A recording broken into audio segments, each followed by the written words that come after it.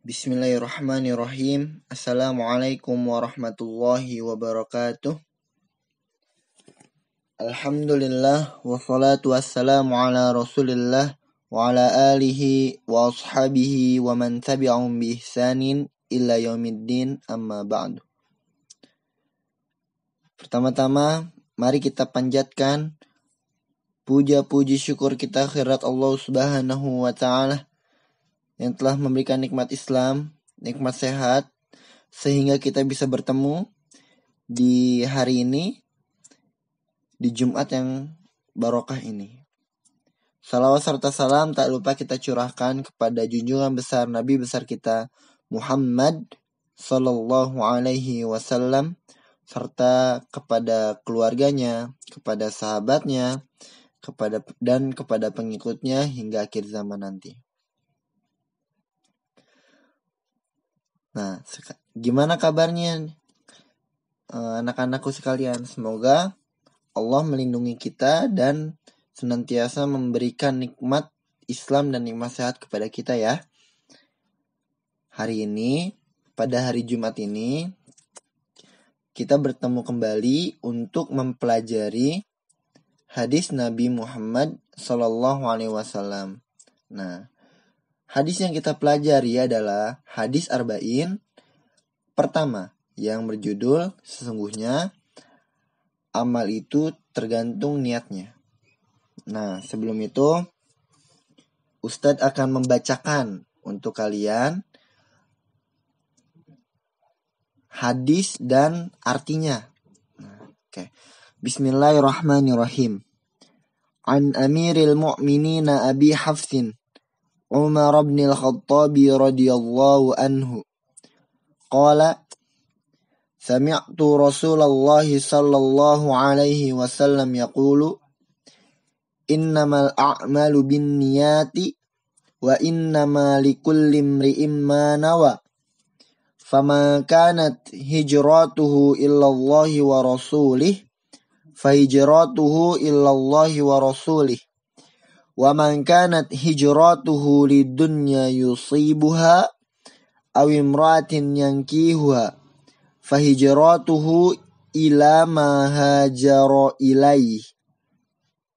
Yang artinya, dari Amirul Mukminin Abi Hafs Umar bin Khattab radhiyallahu anhu, ia berkata, aku mendengar Rasulullah Shallallahu Alaihi Wasallam bersabda, sesungguhnya amalan itu hanya tergantung niatnya, dan setiap orang hanya mendapatkan apa yang dia niatkannya.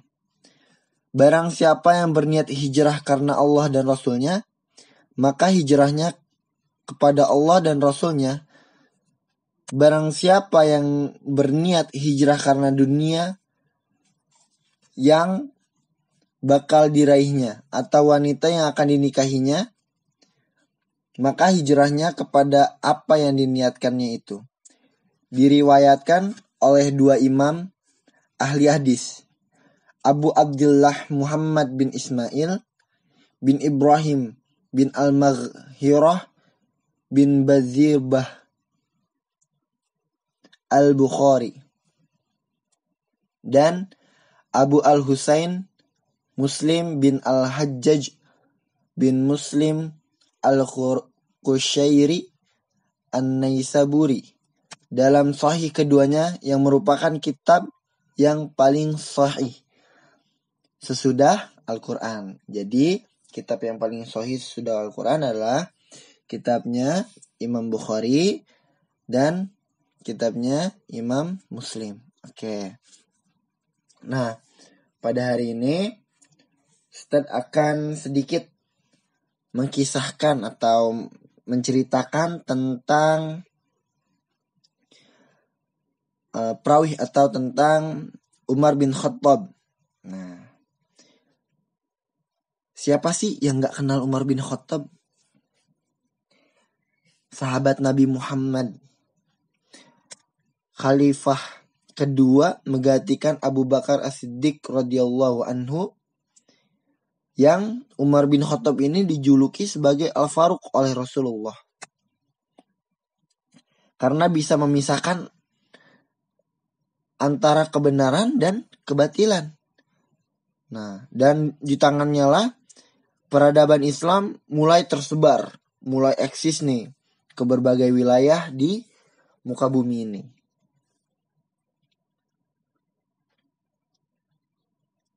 Umar bin Khattab, beliau lahir di Mekah dari Bani Adi, yang masih satu rumpun dari suku Quraisy, dengan nama lengkap Umar bin Al-Khattab bin Abdul Uzza. Nah, keluarga Umar tergolong keluarga yang megah. Ia bisa membaca dan menulis. Nah, bisa membaca dan menulis itu, ya pada zaman dulu nih, pada masa itu merupakan suatu yang sangat jarang terjadi. Jadi sangat jarang orang bisa baca, bisa menulis. Pada zaman itu tuh sangat jarang sekali ya. Jarang ada deh, rata-rata yang bisa baca dan bisa menulis itu dari bangsa Persia Romawi, jadi dari bangsa Kristen. Jarang dari Jazirah Arab orang yang bisa membaca itu. Nah, Umar bin Khattab radhiyallahu anhu itu dikenal memiliki fisik yang sangat kuat. Bahkan ia menjadi juara gulat di Mekah. Nah, jadi zaman dulu tuh udah ada gulat, udah ada tinju seperti itu udah ada. Bela diri itu udah ada. Jadi Umar bin Khattab ini menjadi juara gulat di Mekah. Nah, Umar tumbuh menjadi pemuda yang disegani dan ditakuti pada masa itu. Nah, beliau memiliki watak yang keras sehingga dijuluki sebagai singa padang pasir. Jadi saking wataknya keras, saking kuat, ya. Jadi Umar bin Khattab ini dijuluki oleh orang-orang Quraisy, oleh orang-orang Mekah itu sebagai singa padang pasir. Nah, beliau termasuk pemuda yang amat keras dalam membela agama tradisional Arab. Nah, ini ketika Umar bin Khattab belum masuk Islam. Jadi beliau adalah orang yang paling membela agama nenek moyangnya yang menyembah patung, Lata dan Uzza dan sesembahan lainnya selain kepada Allah Subhanahu wa taala. Sebelum memeluk Islam, beliau dikenal sebagai peminum khamar. Jadi pemabuk. Jadi sebelum masuk Islam, Umar bin Khattab itu suka mabuk. Nah, namun setelah menjadi muslim, beliau tidak lagi menyentuh alkohol atau khamar. Sedikit pun tidak beliau sentuh. Meskipun saat itu belum diturunkan larangan meminum khamar secara tegas. Nah, jadi memang larangan meminum khamar itu berada pada masa di tengah kejayaan Islam atau ketika Rasulullah masih hidup. Nah, Umar bin Khattab ini, Umar bin Khattab radhiyallahu anhu pada tahun 622 ya, Umar ikut bersama Nabi Muhammad SAW serta para pengikutnya berhijrah ke Yasrib atau Madinah. Umar juga terlibat dalam perang Badar, perang Uhud, perang Khaybar, serta penyerangan ke Syria. Umar bin Khattab dianggap sebagai orang yang disegani oleh kaum muslimin. Jadi sangat disegani. Umar bin Khattab itu sangat disegani ketika beliau masuk ke dalam Islam.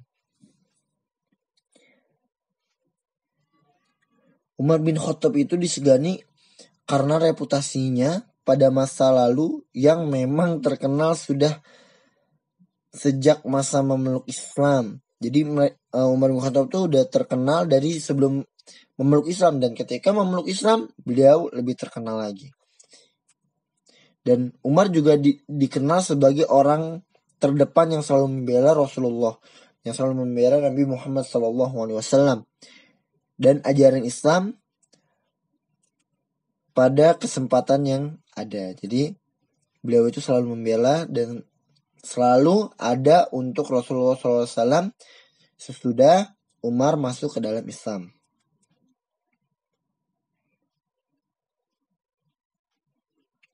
Nah, mungkin itu untuk sedikit kisah dari Umar bin Khattab radhiyallahu anhu. Nah, sekarang Ustadz ingin menjelaskan tentang kandungan. Ya kan? Ustadz akan menjelaskan tentang kandungan hadis arba'in yang pertama. Ya, jadi semuanya wajib menyimak, wajib membuka bukunya, wajib membuka kitab hadis arba'in. Ya, nah, yang pertama, hadis ini merupakan salah satu hadis yang menjadi poros Islam. Sehingga para ulama berkata, poros Islam terletak pada dua hadis, yaitu hadis ini, ya, hadis innama a'malu binniyat dan hadis Aisyah radhiyallahu anha yang berbunyi, man 'amila 'amalan laisa 'alaihi amruna fahuwa raddun. Barang siapa yang melakukan suatu amalan yang tidak ada dasarnya atau tidak ada perintahnya dari kami itu Rasulullah nah, maka amalan itu tertolak. Jadi ketika kita melakukan suatu amalan yang tidak ada perintahnya dari Nabi Muhammad, dari Allah dan dari Nabi Muhammad, itu amalan kita semua tertolak. Nah, yang kedua,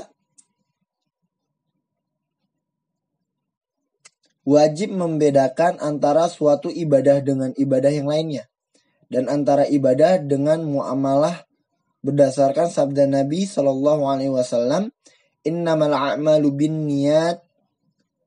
Sesungguhnya amalan itu hanyalah tergantung pada niatnya. Adapun niat secara bahasa berarti al-qasdu. Jadi niat secara bahasa adalah al-qasdu. Nah, anak-anak tolong diingat dan digarisbawahi atau mungkin bisa dicatat. Jadi niat secara bahasa adalah al-qasdu, yang berarti maksud atau tujuan. Sedangkan niat secara istilah adalah tekad dalam mengerjakan ibadah untuk mendekatkan diri kepada Allah Ta'ala. Nah, itu. Jadi nanti akan ada pertanyaan di akhir. Kalian akan mengerjakan tugas kalian. Jadi tolong diperhatikan dengan baik. Nah, yang ketiga,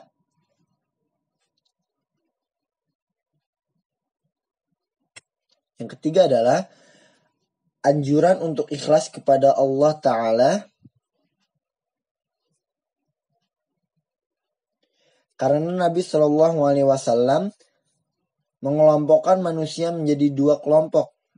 Yang pertama, orang yang menginginkan wajah Allah dan negeri akhirat dengan amalnya. Yang kedua, sebaliknya. Dan kelompok inilah yang dianjurkan untuk ikhlas kepada Allah Ta'ala. Ikhlas itu harus diperhatikan dan harus dianjurkan. Karena ia adalah inti yang paling utama dan paling penting yang menjadi tujuan diciptakannya manusia. Allah Ta'ala berfirman, wa ma khalaqtul jinna wal insa illa liya'budun. Dan tidaklah aku menciptakan jin dan manusia melainkan agar mereka menyembahku. Jadi Allah itu tidak semena-mena menciptakan manusia. Allah itu menciptakan manusia untuk menyembah kepada Allah. Ya. Bukan kita malah menyembah yang lain, kita malah menyembah selain Allah. Itu bisa keluar dari agama Islam. Nah, faedah yang keempat, hijrah termasuk amalan salih. Karena ia diniatkan untuk Allah dan Rasulnya. Dan setiap perbuatan yang diniatkan untuk Allah dan Rasulnya, maka perbuatan tersebut termasuk amalan saleh. Karena Anda berniat untuk mendekatkan diri kepada Allah, sedangkan mendekatkan diri kepada Allah itu merupakan suatu ibadah.